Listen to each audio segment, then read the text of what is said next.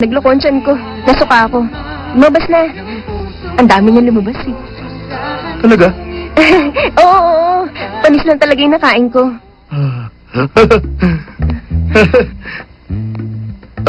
Akala ko panis lang pala.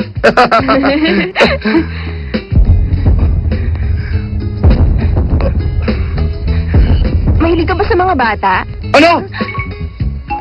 Wala. Kasi diba, ako kasi, kapag linggo, nagvo-volunteer ako sa orphanage. Minsan. Paano kasi, alam mo, walang masyadong tumutulong dun eh. Mukha kang matulungin na tao. Kaya naisip ko na baka gusto mong mag-donate sa mga bata.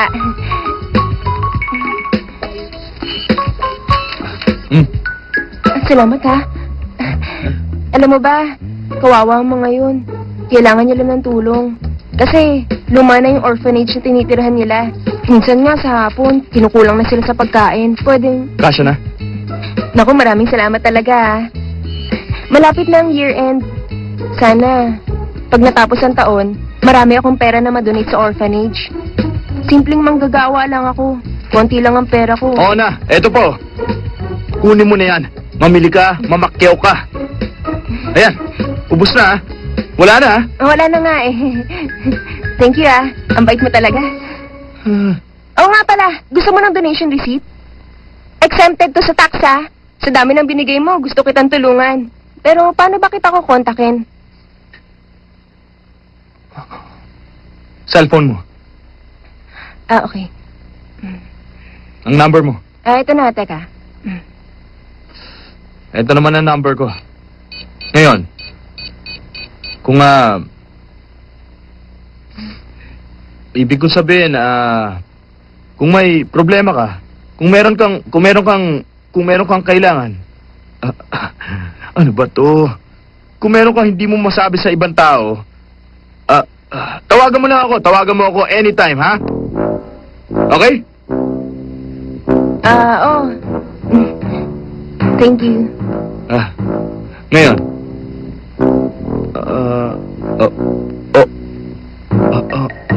Bye. Sige.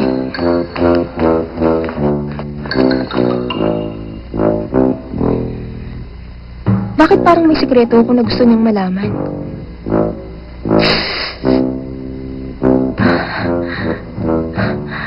Hindi kaya iniisip niya na buntis ako? Naku naman. Maawa naman po kayo. Wag niyo ako parusahan ng ganito. Hindi. Ganito. Hahanapin ko kayo at kakausapin. Okay.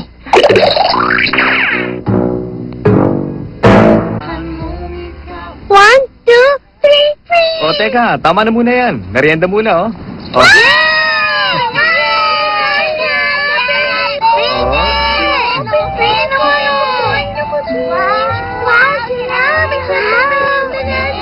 Tito Dylan! Ba't ngayon lang ulit kayo dumalaw sa amin? Maraming ginagawa si Tito Dylan. Gusto niyo sabihan ko kayo ng sikreto? Ano yun? Member kasi siya ng FBI. Ay, matagal nang alam yun, ah. Oo nga. Nanguhuli ako ng masasamang tao. Pero lagi ko kayong iniisip. Sabi ni Father, matigas daw ang ulo niya. Hindi, Kaya sabi niya, wag muna daw akong umalis. Tito Dylan, pag nasa FBI po kayo, hinahanap niyo pa rin ba yung nawawala niyong kapatid? Tito Dylan ha, nililoko niyo naman kami. Sabi kasi ni Father, kahit bata kayo, palabiro kayo. Hindi kayo agent ng FBI, babaero kayo. Kaya nga lagi kayong wala dito eh. Ganon? Paano po ba manligaw? Pag lagi mo sinusundan si Tita Cindy, panliligaw na yon. Cindy? Sinong Tita Cindy? Galing din sa orphanage? Opo, pumupunta siya dito tuwing linggo para magturo sa amin ng art. Magandang babae nga siya eh. Volunteer? Cindy ang pangalan? Kita nyo, tama ang sinabi ko. Naghahanap na naman si Tito na liligawan eh. Bakit ba puro panliligaw ang iniisip mo? Ang naisip ko lang, hindi nagpa-volunteer work ang magandang babae. Teka, ano bang itsura niya? Mabait ba siya? Mabait ba siya sa inyo? Oo naman. Tara, magdagon tayo. Sige na. Gusto niyo? Oo naman. O sige, gayon tayo ah. Bakit kami? O sige na, kami Wala na ba tayo, tayo. ah? Okay kayo, maglalaro kami ng dagon. Kasali na siyang Oh, huli, laro na. ayos, ha? O, tara! Tagwan na tayo! 91, 92, 93, 94, 95, 96, 97, 98, 99, 100! Hanapin na natin siya!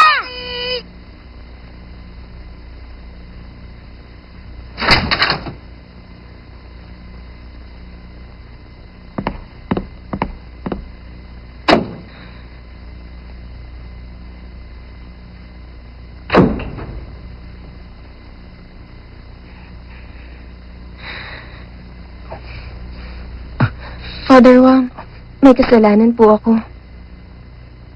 Sorry. Hmm? Hindi Huh? ako... Sino ka? Hindi ka si Father Wang? Sino ka ba? Ako si Dylan. Hindi ako... Alam Hindi ko, ako... alam kong hindi ka Diyos. Father Dylan, may kasalanan ako. Alam niyo, problemado talaga ako. Tulungan niyo naman ako.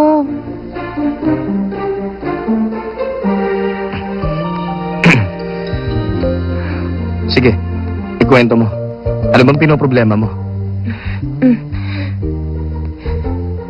Alam niyo po, Father, nagsisisi ako. Kasi, Father, nakipag one night stand ako. Sa hindi ko kilala. Hindi ko sinasadya. Hindi lang kami nagkaintindihan. Dapat, yayayain niya yung girlfriend niya na magpakasal. Ako rin, may sarili akong plano. Naganda ako para sa... May pinaplano din kami ng boyfriend ko. Pero... Teka, nalito ako sa kwento mo eh. Ba't mo kinuwento na nakipag one night stand ka? Yun kasi yung first time ko nabigay ko sa hindi ko kilala. Tapos, yung bayaw ko na si Jojo, kinunan niya ako ng litrato kasamang lalaking yan. Pero, okay lang yun kasi nahulog naman yung kamera niya sa dagat. Hindi na importante yun. First time mo? Malas mo naman. Bakit ilang araw na ako nagsusuka? Ano? Mm. Hindi naman kaya... alam mo na. Ano? Yun ba yun? Ewan ko. Hindi ko alam. Anong gagawin ko? Yun na nga kaya yun. Dapat kasi nakinig ako sa mama ko eh. Sabi kasi ng mama ko dati, ang babae hindi dapat ginagawa yun kung hindi pa siya kasal.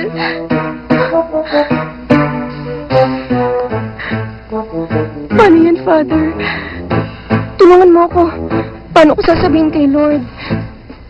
Na alam kong may nagawa akong kasalanan. O, tulungan niyo ako. Please lang, sabihin niyo wag ako gawing buntis. Kahit na yung lalaki, eh medyo gwapo. At saka mabait siya. Matulungan pa nga eh. Nung inaapi ako ng mga office mate ko, alam niyo, pinagtanggol niya ako. At saka, Miss. Ano ba to? Kumpisal o tsikahan? chikahan. Kumpisan.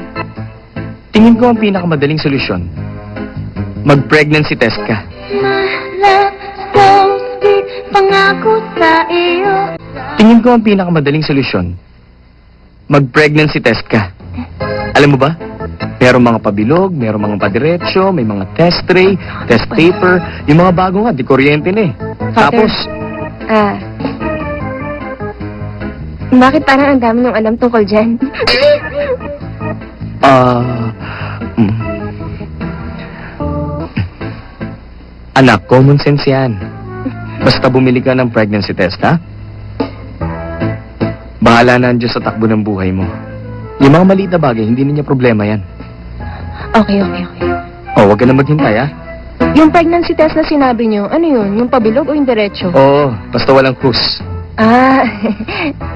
Tapos ka na ba? Apa, Okay, umalis ka na. Bye-bye. bye-bye.